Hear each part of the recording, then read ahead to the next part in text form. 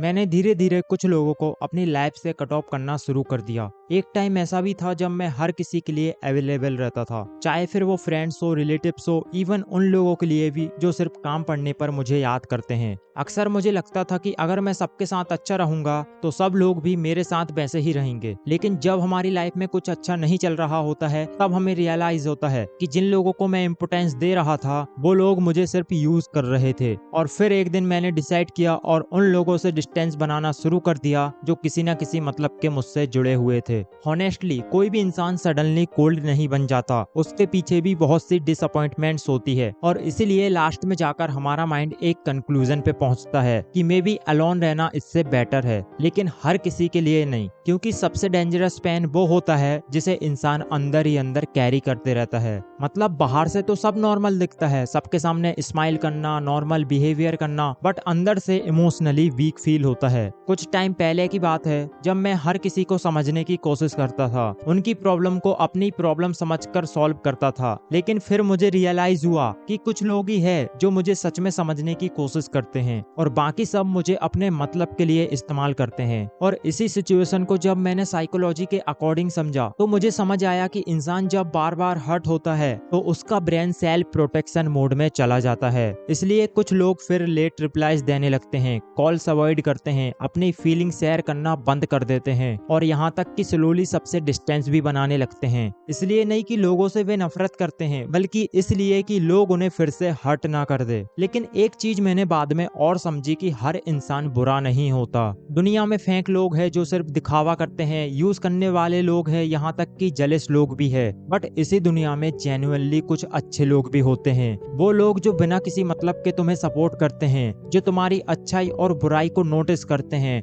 और तुम्हारी सक्सेस से जेलस नहीं होते। लेकिन हमारी प्रॉब्लम क्या है कि जब हम हर्ट होते हैं तो हम सबको एक जैसा देखते हैं, चाहे फिर वो इंसान हमारे लिए अच्छा हो या बुरा। और यही मिस्टेक मैं भी कर रहा था। तो क्या फिर अलोन रहना पीसफुल है, जिससे कोई ड्रामा नहीं होगा, कोई एक्सपेक्टेशन नहीं रहेगी और फेक कन्वर्सेशन तो भूल ही जाओ। बट अकेलापन कुछ लोगों के लिए कंफर्ट जोन भी बन जाता है। इसलिए ट्रस्ट मी, अगर तुम कंप्लीटली इमोशनली डिस्कनेक्ट हो जाओगे तो एक टाइम के बाद तुम खुद को भी फील करना बंद कर दोगे, क्योंकि ह्यूमन कनेक्शंस के बिना फुली हैप्पी नहीं रह सकता। और ये बात सिर्फ मैं नहीं, रिसर्च भी कहती है। तो अब सवाल ये है कि हमें करना क्या है? क्या सबको कट ऑफ कर देना चाहिए? तो इसका आंसर होगा नो। इसके लिए हमारे कुछ रूल्स होने चाहिए, जैसे अपनी बाउंड्रीज बनाना, एनर्जी देखना कहाँ पर खर्च हो रही है और ये डिसाइड करना कि मुझे किन लोगों के साथ रहना है। और अपनी लाइफ में हर किसी को एंट्री भी नहीं देना है और अच्छे लोगों को जाने भी नहीं देना है, क्योंकि एक रियल पर्सन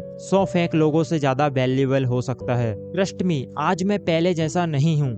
मैं हर किसी पर ट्रस्ट नहीं करता। मैंने पिछले 4 सालों में लाइफ को अलग अलग तरीके से देखा है और जेन्युइनली कुछ लोग तुम्हारी लाइफ को बेटर बनाने ही आते हैं। सो अगर तुम भी वही इंसान हो जिसने धीरे धीरे लोगों से बात करना कम कर दिया है तो बिलीव मी, मैं तुम्हारी सिचुएशन को समझ सकता हूँ। शायद तुम बहुत बार हर्ट हुए हो, शायद तुमने गलत लोगों पे ट्रस्ट किया हो, शायद तुम इमोशनली इतना थक चुके हो कि अब किसी को एक्सप्लेन करने का भी मन नहीं करता। और सच बताऊं तो कभी कभी इंसान लोगों से नहीं, उससे जुड़ी डिसअपॉइंटमेंट से दूर भागता है। इसलिए एक ऐसा इंसान बनो जो अपने आसपास देख सके कि मेरे लिए क्या सही है और क्या गलत। देन अगर तुम भी अपनी लाइफ को बेटर बनाना चाहते हो तो तुम्हें उन लोगों को छोड़ना ही पड़ेगा जो तुमसे मतलब के लिए जुड़े हुए हैं, और उन लोगों के साथ जुड़ना ही पड़ेगा जो ग्रो करना जानते हैं, रियलिटी को समझना जानते हैं। चाहे फिर मुझसे जुड़ो या किसी और से, ऑनलाइन जुड़ो या ऑफलाइन। इस वीडियो को यहीं पर एंड करते हुए आगे भी हम रियल लाइफ चेंजिंग वीडियोस लाते रहेंगे एंड इसी के साथ मिलते हैं नेक्स्ट वीडियो में। जब तक के लिए keep learning, keep growing and subscribe now.